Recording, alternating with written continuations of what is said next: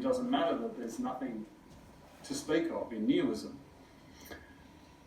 Nihilism is the idea that there's no inherent value to be found, and it is the case that there is no inherent value to be found by the institutions and the practices of humans. So science won't find value other than finding humans creating value or stating value, stating language.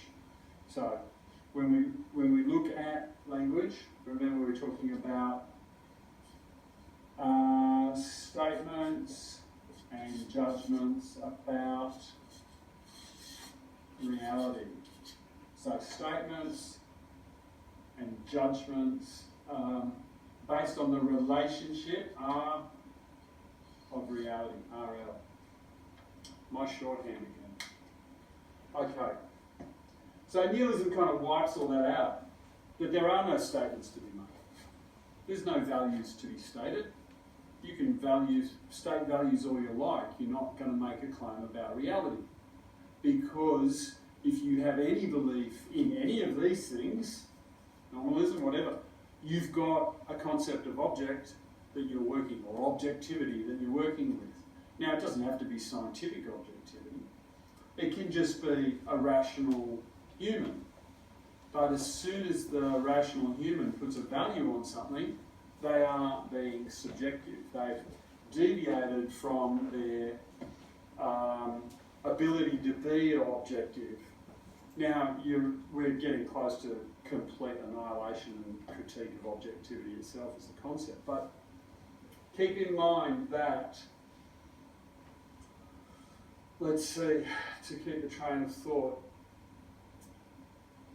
I might have to backtrack.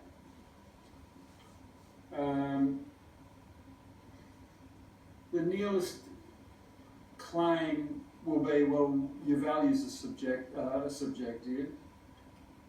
You can do objectivity if you like, but where you deviate with those values, claiming them to be objective,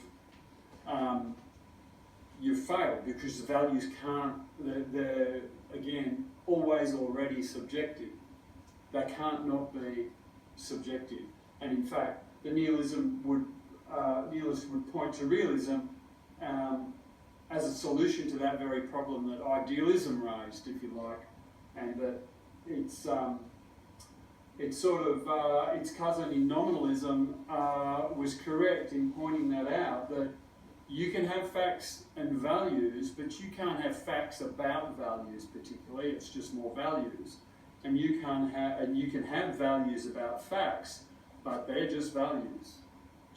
And so it goes. It's a very difficult sort of problem, but as a dualism, okay, let's move out of the monist mode of a singular item for reality, and just go over to two, and then jump up to realism and say, oh, okay, there are facts and there are values.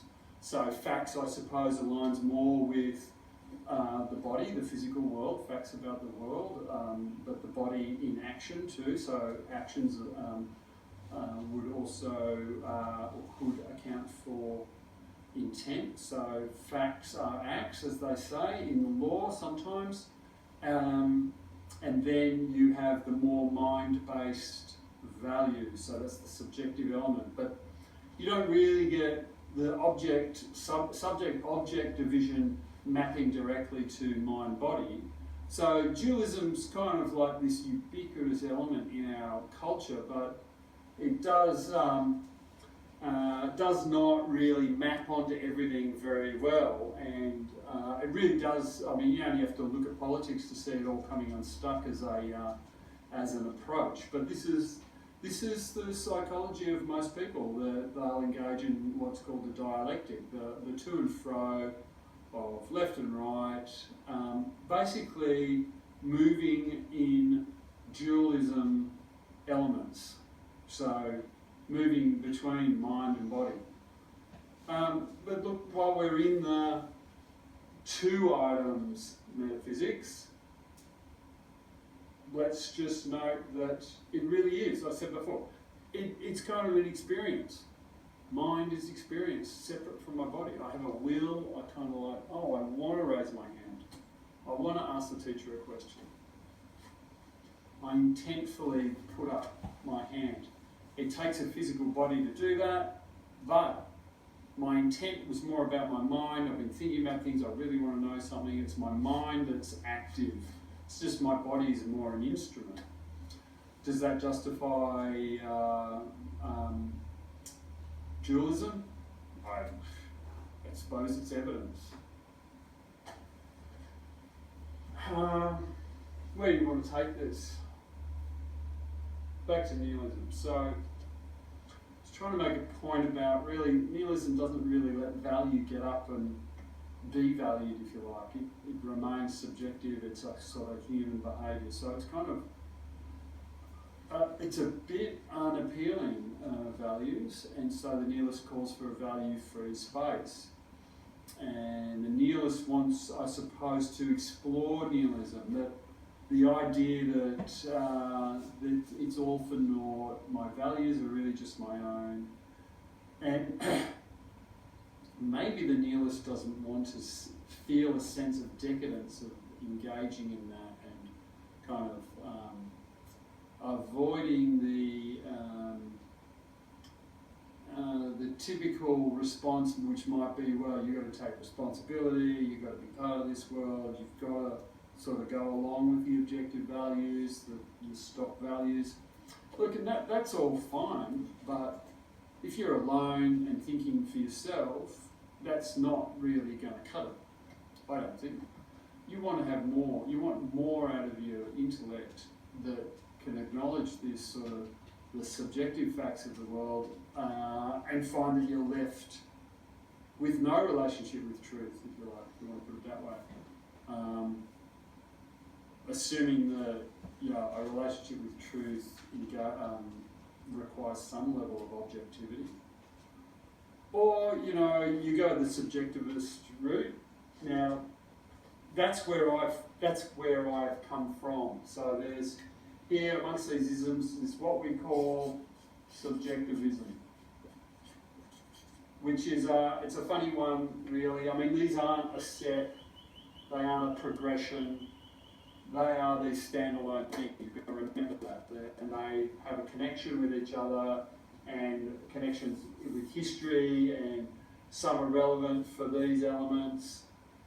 Mostly all are relevant for language. But subjectivism, well, I suppose you can kind of guess what it is. It's the route I took to nihilism via Nietzsche, who's exposes nihilism, if you like. Now, I suppose nihilism's a dirty word. It's not really a problem at an intellectual level. I suppose if you take nihilism too much to heart, it could be a problem for you. And I certainly would not recommend that. If you thought a deal with the devil was bad, taking nihilism to heart, I'm not saying taking it seriously, there is your head and your heart. Here we are, we're back at dualist language here. If you took it to heart, it could be worse. It could be worse than dealing with the devil, to use the old language. So, what does that mean? I just skim on the surface of nihilism? No, not really, because there are types of nihilism. We should always, in philosophy, we should also always ask, what kind? So someone says metaphysics, you say, what kind? You've got to know, you've got to break it down to the most manageable elements, and look, breaking it down intellectually, deconstructive, atomizing, breaking up even the words and sentences. That's worthwhile because it's easier to deal with in the end.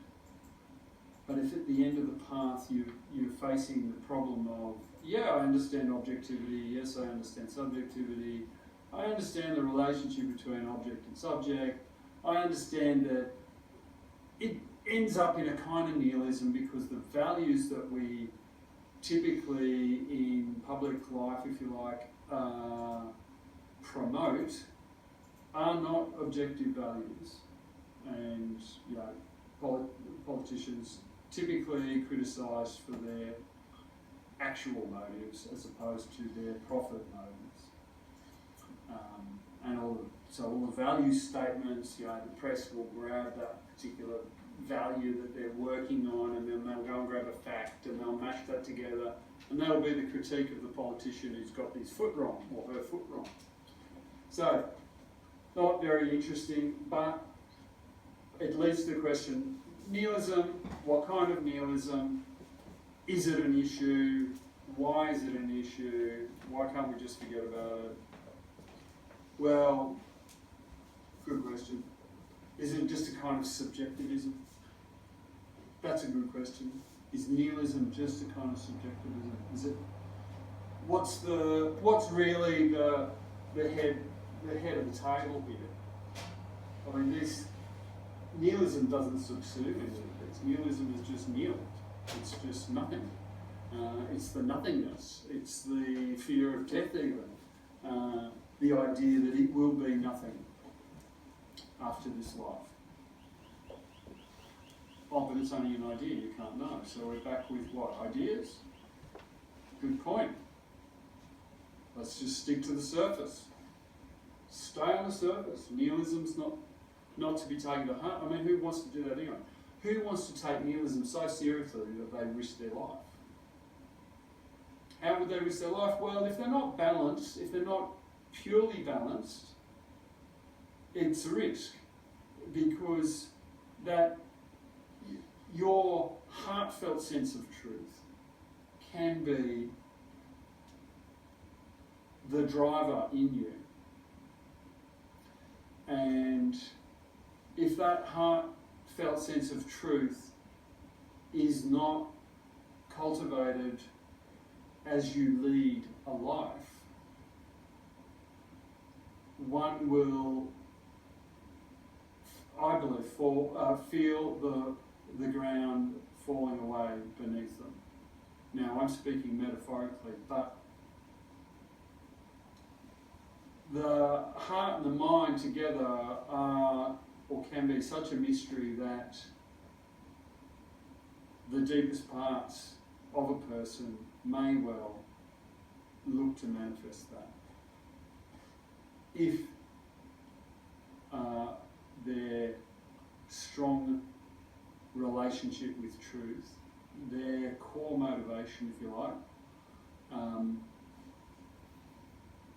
is integral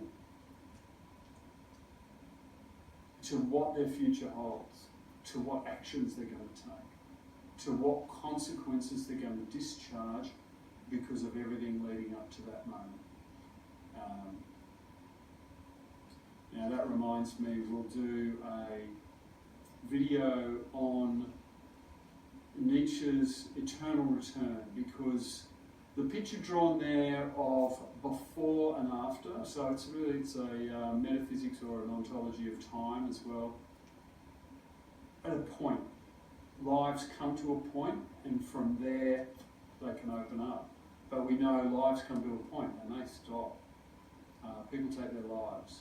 So that is a real concern that people who aren't particularly strong should perhaps stick to the surface.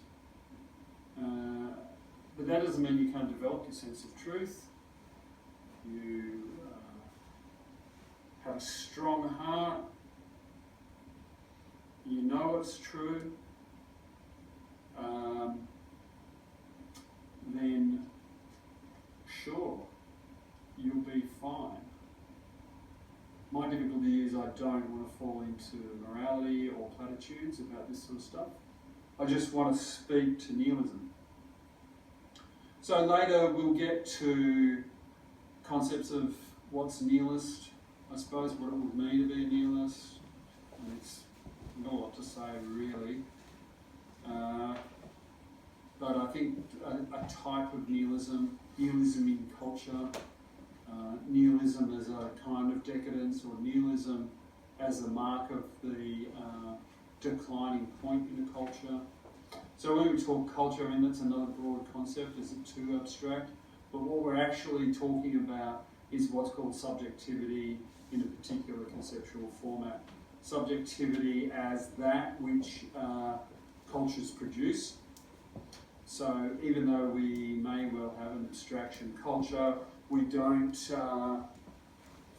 necessarily lose, when I'm talking about relationships and abstraction, we don't necessarily lose anything from abstracting if we can justify the links that we are making in the concepts that we are using. So that's why conceptual relations are so core to what I do, and I can speak at length about that, and we can match any two concepts that we want, and we can speak about the relationship between them. It takes too long now, so let's just check. And yep, that's exactly 1 hour. We'll turn that off now.